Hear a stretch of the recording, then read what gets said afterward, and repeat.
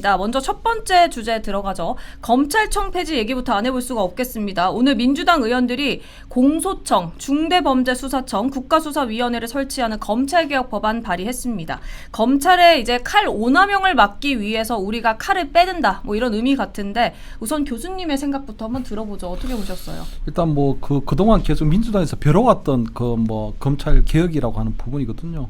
근데 저는 지금 민주당에서 하고 있는 부분이 조금은 너무 서두른다는 느낌이 드는 게, 사실 지금 뭐 민주당에서 얘기하는 검찰 개혁이라고 하는 게 그동안 얘기했던 것처럼 검찰권의 어떤 남용을 어떻게 통제할 것이냐, 이런 부분에 좀 초점이 맞춰져야 되는 거거든요. 네. 근데 아마 이거 뭐 국민들께서도 보시면 그렇지만 수사하고 기소는 원세트로 가는 게 맞아요. 원스톱으로. 원래 수사를 했던 검사가 나중에 기소까지 해야 사실 그 공소유지가 되고 실질적인 유죄를 받아낼 수 있는 가능성이 커지는 거거든요. 네. 그런데 만약에 미국 시스템처럼 어떤 수사는 수사대로 별도로 하고 그냥 검사가 공소만 하게 되면 이 부분에 있어서 연관성이라고 하는 부분들이 좀 떨어져서, 예를 들어 문재인 정부 때도 보면 검수완박이라고 해서 검찰의 수사권을 완전 박탈하려고 하는 그런 시도가 있었는데, 네.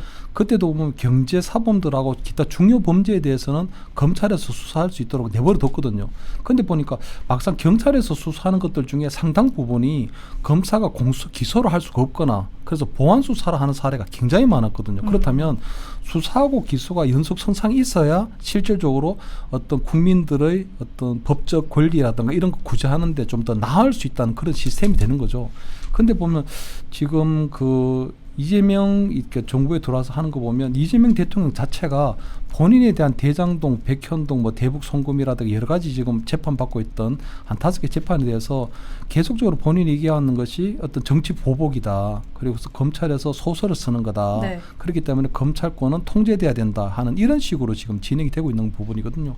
그런데 이렇게 검찰의 어떤 수사 역량이라고 하는 부분들이 굉장히 고도화되어 있고 정의화되어 있는데, 이 부분에 대한 것들을 분리를 해버리게 되면 그 피해는 고스란히 국민에게 돌아갈 가능성이 크다. 저는 단지 이제 우리 정치인에 대한 어떤 수사나 이런 것들이 보면 어떤 선거법 수사도 그렇고 정치자금법에 대한 수사도 그렇고 사실 야당 정치인을 탄압하는 용도로 사용됐다는 그런 여러 가지 의혹들도 있고, 또 야당 정치인들이 그런 부분에 대해서 불안해하는 부분도 있기 때문에 어떤 정치인에 대한 수사에 있어서의 검찰권의 남용을 어떻게 통제하는 부분에만 좀 초점을 맞춰야 되지, 네. 실질적인 국민들의 어떤 경제 사범이라든가 어떤 뭐 여러 가지 뭐 폭력 사범이라든가 또 뭐 여러 가지 마약 수사라든가 뭐 여러 가지 이런 범죄까지 수사권하고 기소권을 분리하는 것이 과연 국민들을 위한 그런 어떤 부분이 맞느냐 하는 이런 부분에 대해서는 의문을 제기할 수밖에 없다고 보이는 거죠. 평론가님 반론 있으세요? 네, 뭐 저는 그 검찰 개혁 올 게 왔다라는 생각이 들고, 이번에는 검찰이 피하지 못할 것 같다는 생각이 듭니다. 제가 우리 교수님 말씀도 일간 동의하는 부분이 많이 있는데, 그런데 재미난 사실 하나 말씀드리면 정부 부처에 외청들이 많이 있어요. 경찰청, 국세청, 기상청, 통계청 많은데 검찰청도 외청인데요. 다른 데는 다 청장인데 검찰만 총수를 총장이라고 불러요. 네. 일종의 선민의식과 특권의식을 부는 건데, 검찰이 스스로를 총장이라고 부를 수 있었던 건 뭐냐면, 총장이 뭐냐면 전체를 총괄한다라는 건데, 그럴 수 있었던 거는 그동안에 권력과 유착되어서 권력 입맛에 맞는 표적수사, 하명수사, 뭐 그런 수사를 통해서 정치 검찰로서 권력을 유지하는 데 역할을 다했고, 심지어는 살아있는 권력이 임기가 다 돼갈 때쯤이면 다음 미래 권력과 딜을 하기 위해서 영화에서 나왔던 것처럼 현재 권력의 비리들을 가지고 쟁여놨다가 그걸 가지고 또 거래하는 그런 정치 검찰의 모습들이 이제 영화에서까지 나와서 국민들이 모두 다 알고 있는 것 같습니다. 그럼에도 불구하고 이 검찰 개혁들을 해마다 선거 때마다 들고 나왔는데 결국 잘 안 된 이유가, 대선거 때는 국민의 인권과 이런 민생들 위협을 주는 경찰, 검찰, 국정원 이런 걸 개혁해 나가야 한다고 하지만 막상 집권을 하고 나면 이 권력 기관들이 상당히 권력을 유지하는 데 용이하게 사용되었던 점이 많습니다. 비근한 예로 뭐 김대중 대통령 같은 경우는 국정원을 해외 정보처로 축소시키겠다고 했는데, 대통령이 당선되자마자 국정원장이 독대 보고를 하러 옵니다. 대통령한테 비서실장 나가, 두 사람만 하겠어 하고 뭘 보고 하냐면 대북 정보를 그동안에 야당 총수일 때 몰랐던 대북 정보를 뭐 김정일, 김정은 뭐 쭉 후계 구도가 누구고 다 알려주고, 두 번째는 자기와의 정적이었던 그 경쟁 라이벌 정당에 대한 내부 정보를 알려줍니다. 세 번째는 자기가 믿고 있는 측근에 대한 그 정보를 얘기해 주거든요. 이걸 듣고 나면 그동안 내가 봉사 벙어리 장님으로 살았다라는 생각이 들 정도로 권력기관이 살아있는 그 새로운 신생 권력에 유착되어서 생명을 유지해 나가던 그 전례가 있습니다. 아마 검찰이나 경찰도 그 예외가 아니었던 것 같아서요.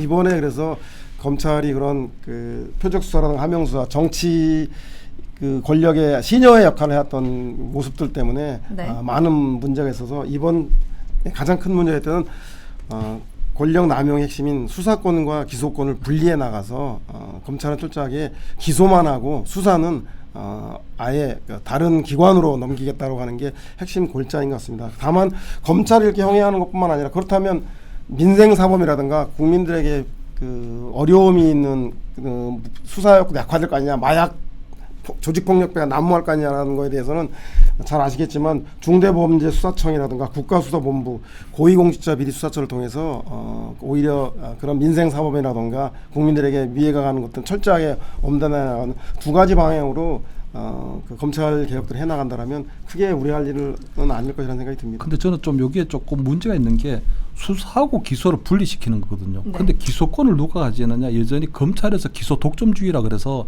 검찰에서 여전히 기소권을 가져가고 돼요. 네. 그러니까 저는 수사하고 기소를 분리시키는데 그럼 기소권이 그럼 검사에게 없느냐? 그렇지 않거든요. 그러니까 기소는 여전히 검찰에서 가져가요. 근데 수사를 할 수 있는 권한을 지금 없애겠다는 거거든요. 그런데 저는 방금 얘기하신 것처럼 그동안 검찰에서 보면 정치 권력의 어떤 신여 역할을 해온 부분, 그렇게 의심받을 수 있는 부분들이 있었기 때문에, 그렇다면 그 부분에 대해서만 조금 핀셋 개혁을 할 필요가 있거든요. 정확하게. 근데 전체적으로 지금 검찰의 모든 어떤 수사 권한을 빼버리고 그냥 뭐 중대수사청을 만들고 그다음 국가수사본부를 빼버리고 그냥 검사는 기소만 하라고 해버리면 사실은 여기에서 조금 뭐 수사하고 기소가 연속 성상이 있지 않게 되면서 벌어질 수 있는 많은 부작용들이나 또는 국민들의 법적 권리가 제대로 구제되지 못하는 부분들이 분명히 이제 생기게 되는 그거 있거든요. 네. 그렇기 때문에 저는 정치 권력의 어떤 신의 역할을 했던 부분에 대해서는 핀셋으로 개혁을 하면 된다. 그리고 그 부분은 지금 뭐 이 검찰에서 수사를 하지 못하게 하고 그 대신 기소만 한다거나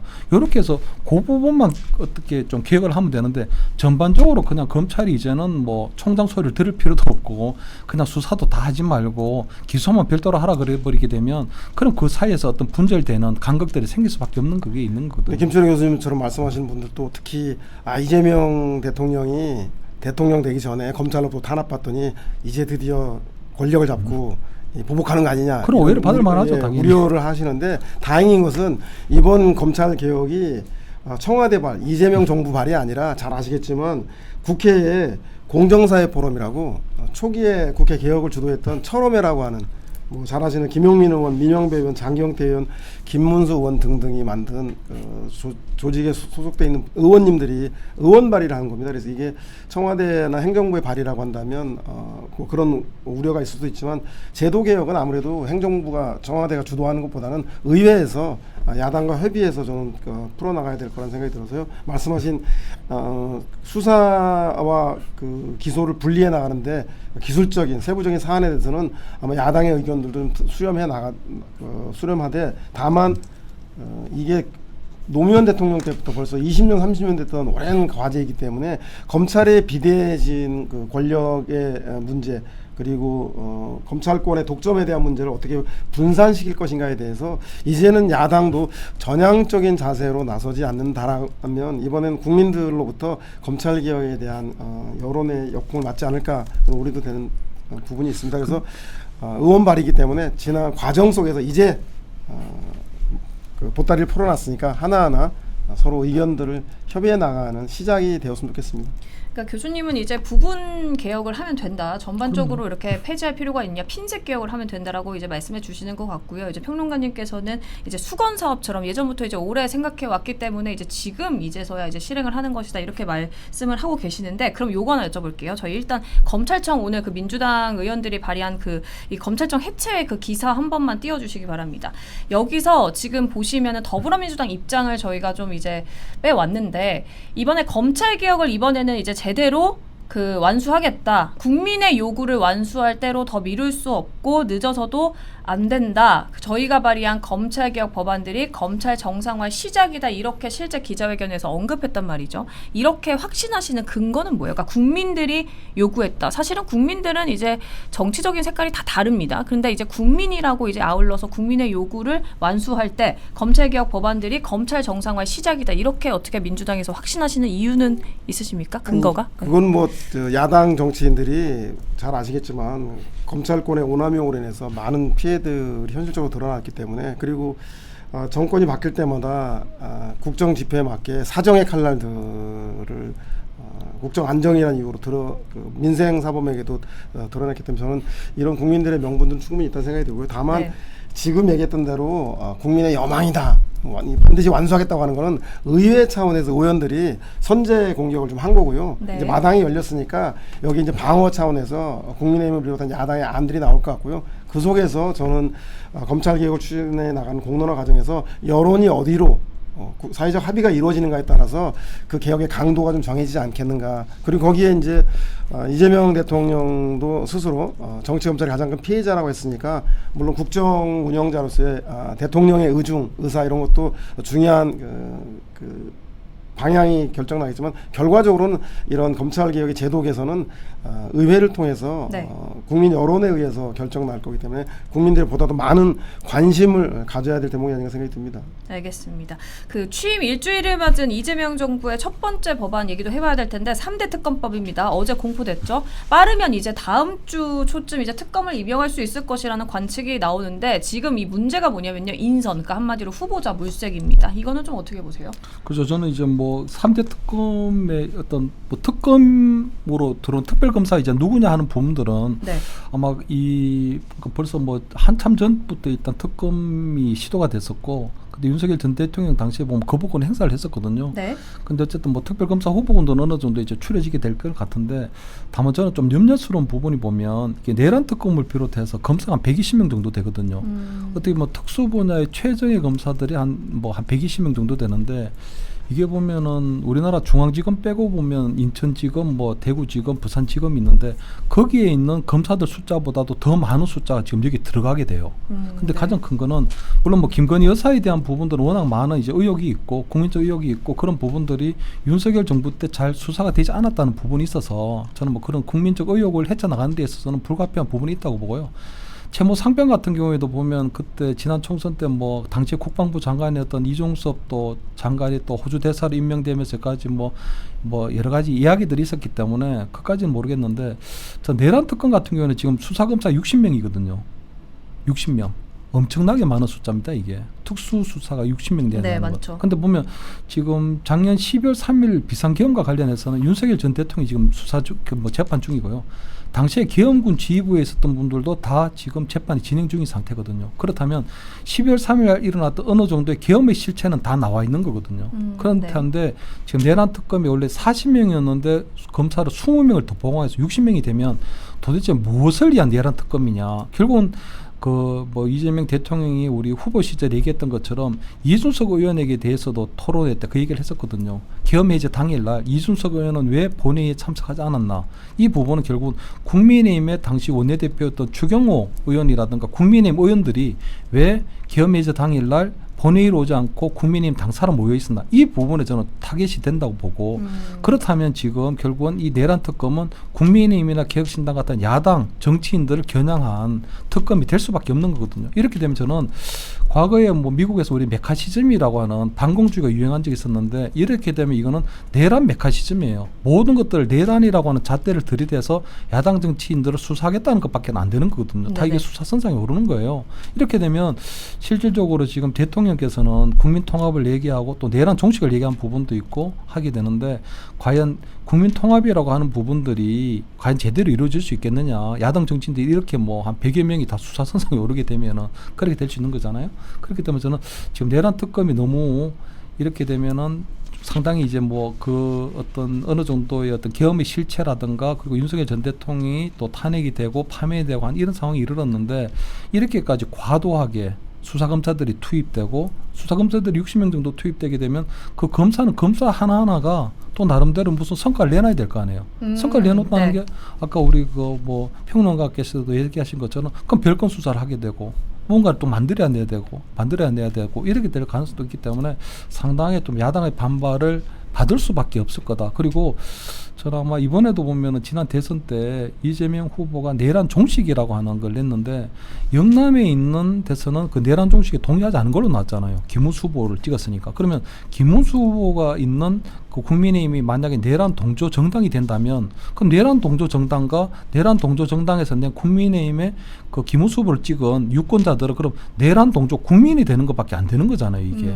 네. 그렇기 때문에 저는 지금 내란 특검이나 이런 것들이 너무 과하게 지금 진행이 될 수 있는 부분이 있다. 그래서 나름대로 국민 통합적인 차원에서 내란 어떤 그때 뭐 계엄의 실체라든가 대통령의 탄핵에 대한 부분들을 하나하나 밝혀내는 건 맞지만 이런 것들이 결국 야당의 정치인들을 타겟으로 하는 부분에 있어서는 우려를 금할 수밖에 없고 이런 부분들이 굉장히 좀 국민적인 저항이나 반발이 일어날 수밖에 없을 것이다. 이렇게 보이는 거죠. 네, 우리 교수님 말씀에 한 가지만 좀 정정을 하면 그 김문수 후보를 지지한 42%가 내란을 지지한 건 아니고요. 다 아시겠지만 이재명 대통령과 강력한 여당의 등장에 대한 일종의 견제 심리가 포함됐다라고 좀 보는 게 옳을 것 같고요. 다만 뭐 말씀하신 대로 전체 검사 규모가 105명 정도가 되고 그리고 수사 인력이 577명. 그래서 전체 검사 인력의 약 6%가량 아주 매머드한 인력인 건 맞습니다. 그래서 하지만 이렇게 큰 검사들을 파견받아야 하는 특검에 대한 인력을 이야기하기 이전에 왜 이렇게 되었는가를 먼저 짚어야 될 것 같습니다. 그건 뭐냐면 자업자득 사필 규정, 검찰이 도대체 김건희 여사 같이 뻔히 보이는 주가 조작도 불러서 조사조차 못하고 기껏 불러서 휴대폰조차 반납 거의 뭐 황제 조사라고 할 정도 했던 그런 검찰의 민낯들을 보면 저는 오히려 이렇게 특검을 만드는 것 자체가 검찰의 권력 비호 수사 행태 때문에 났다는 그 원인이 있었다라는 생각이 들고요. 그리고 140일의 준비기한 이지만 160일인데 뭐 채 5개월 플러스 10일밖에 되지 않아서 신속하게 수사하는 게 좋을 것 같다는 생각이 들고요. 특히 야당 정치인에 대한 탄압이 우려될수록 저는 뭐 지금 민정수석이 전주 사람의 이재명 대통령은 아주 친한 사람이다. 뭔가 사정 국면을 하는 게 아닌가. 그러면 오히려 검찰을 통해서 야 니네 그동안 나한테 대선 전에 나 괴롭혔으니까 니네가 이번에 제대로 해서 윤석열 김건희를 비롯해서 내란 세력 색출하는 앞장서 오히려 민정수석에게 지시를 내리면 되는데 그렇게 하지 않고 특검을 했다라는 것은 최소한의 의회를 통한 견제 장치를 갖겠다라는 거기 때문에 오히려 저는 차제 야당이 이것이 야당에 대한 정치 탄압이라고 하는 것들에 대한 우려를 불식하기 위해서도 특검을 통해서 국회가 감시하고 국회에 통해 견제되는 권력을 특검을 통해서 조사를 해나가는 것이 야당을 보호하기 위해서도 최선의 방법이 아닌가 생각이 듭니다. 이 부분에 대해서 제가 조금 한 게 이번에 그 특별검사 추천권이요. 지난 야당 때 발의했던 것처럼 민주당하고 조국혁신당에만 있거든요.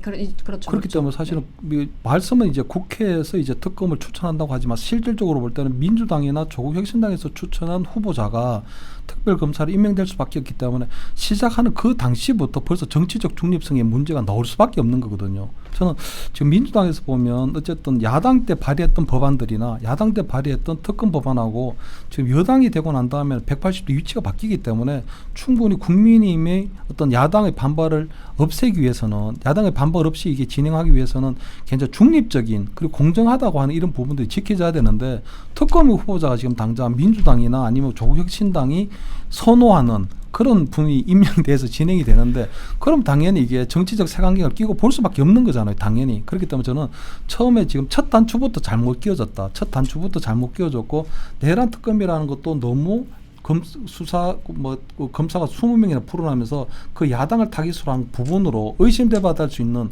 오해받을 수 있는 부분이 굉장히 커졌기 때문에 지금 이런 상태로 진행이 되면 당연히 지금 제가 볼 때 아까 말씀드린 것처럼 굉장히 국민적 반발이 일어날 수밖에 없는 상황이라는 거죠. 그러니까 지금 현재 이제 그 보수 지지자분들의 목소리가 교수님이랑 공통적이긴 해요. 왜냐하면 지금 이재명 대통령은 다 피해가는데 왜 윤석열 전 대통령 부부에게만 이렇게까지 많은 검사를 투입하고 그러니까 이런 게 내로남불이다 이런 목소리가 실제로 있기 때문에 교수님이 그런 말씀을 하시는 것 같아요. 아니, 뭐 기계적으로 보면 그렇죠. 뭐 파리똥도 똥이고 코끼리 똥도 똥인데 이재명 그 대통령에게 그 지어진 혐의와 군을 동원해서 국가의 민주주의 질서, 헌정 질서를 파괴한 국정을 농단한 거하고 이렇게 동일한 잣대로 봐서는 안 될 것 같다는 생각이 들고요. 저는 말씀하신 대로 이 문제가 야당의 탄압으로 가지 않기 위해서라도 국회의 통제가 있어야 한다고 보는데 특검 추천권을 그러면 왜 국민의힘 행사하지 않냐? 아니 선수 보고 심판 보라고 할 수는 없지 않습니까? 내란을 일으킨 당사자들한테 니네가 내란 소설하라? 그건 말이 안 되고요. 대신에 국회는 특검을 추천하는 권한은 국힘이 없지만 예산이라든가 상임이라든가 다양한 국회 수단들이 있습니다. 그래서 네. 원내대표 회담을 통해서 가급적이면 중립적 인사들이 특검에 배치될 수 있도록 야당의 정치력을 좀 발휘해서 곧 있을 추경 예산이라든가 그리고 민생 법안이라든가 이런 문제에 있어서 국민의힘이 원내 협상들을 잘 해나간다라면 아주 나이스한 원하는 보수 그 특검 그 후보들이 되지는 않겠지만 그래도 최소한 중립적인 변협이라든가 이런 데 좀 자문을 받고 해서 여론도 좀 만들어내서 해서 가급적이면 국회 내에서 국힘의 의견들이 민주당의 의견들이